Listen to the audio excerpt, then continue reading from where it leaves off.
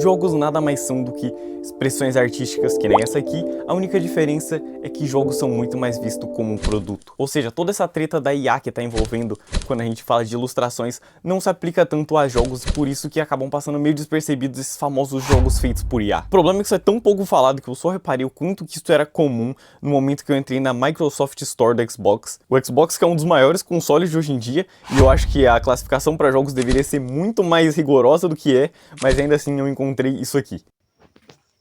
Na moral, olha isso aqui, velho. Olha isso aqui. Por que a IA é tão pouco comentada no ramo dos jogos e por que ela é tão falada em outros ramos? É isso que eu tô aqui pra responder hoje. Eu sou o Daimon, e se você gostar do vídeo, se inscreve aí no canal pra dar uma ajudada.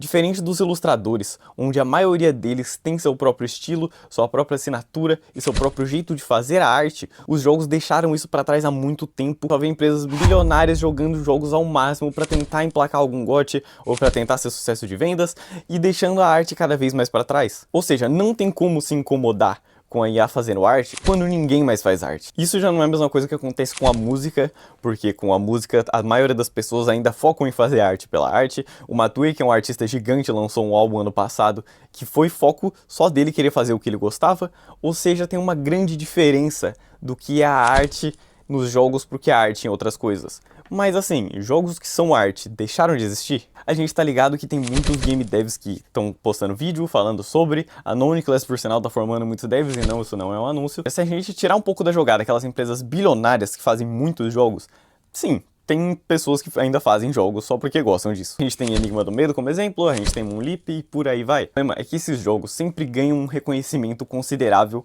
mas nunca estão na mente do povo. Quando a gente fala de jogos lançamento, jogos que a gente quer muito jogar, sempre vai ser aquele AAA, sempre vai ser um jogo que teve muito investimento, muita divulgação, então é por conta disso que acaba ficando um pouco abaixo dos outros. Então é por conta disso que a forma de arte por si só começa a se perder um pouco.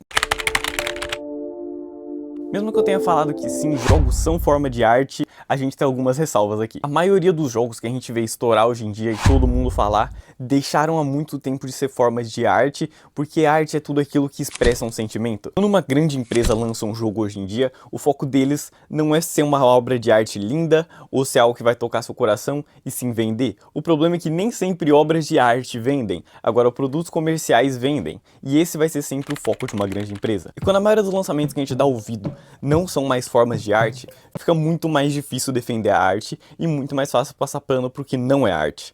Ou seja, é nesse ponto que as IAs chegaram para criar jogos que são extremamente caros e ruins. Quando a gente para analisar, tem diversos jogos já que saem totalmente com scripts, jogos que realmente não tem aquele amor que a pessoa tem. Esse é o caso do GTA brasileiro, que estava para vir um tempo atrás, que eles descobriram que o jogo foi inteiro presetado, e mesmo assim ele não necessariamente teve IA, só que ele não era só arte por ser arte. E por conta disso o jogo causava até uma certa estranheza, porque estava parecendo que ele queria ser alguma coisa que ele nunca seria. A IA não serve necessariamente só para acabar com a arte, mas ela também é uma ferramenta que é muito útil se você souber usar. O grande problema dos jogos feitos por IA, que agora tem de monte se você pesquisar nas maiores empresas de videogame, sim, tá acontecendo, mas o real problema dos jogos feitos por IA, quando você vai ver detalhe por detalhe, não tem nada a ver com o uso em si da inteligência artificial, mas sim com a preguiça que tá dentro do desenvolvedor que tá fazendo ele. Um grande exemplo aqui que eu tenho como bom uso de inteligência artificial é as próprias thumbs do meu canal, onde eu pego um desenho horrível que a IA gera pra mim e eu vou mudando ele até tornar algo que eu goste, porque eu utilizo ela como ferramenta de design, que é um bagulho que eu já faço há muito tempo. O problema é que esses game devs, eles resolvem substituir todo